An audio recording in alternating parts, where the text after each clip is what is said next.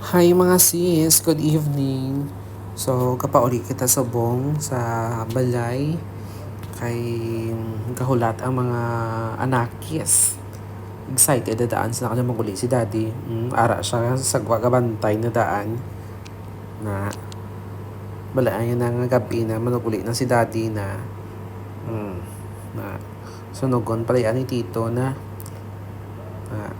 yara kadlaw-kadlaw na himan ana nga dyan da kami nag-abot dun na sunog ko ni tito na para kakadlaw ko na malagyo-lagyo patay yung tarsog dyan si Toto naman mo si Toto naman Blake na imo kami ni Inday ka nag-abat si Inday kanakan sa parlor na so may pasalubong kami kay Toto na happy kita na daya basta may darati mo every night kagari ng kadogsing sundan ni Tito na gapangayo ka Dulce.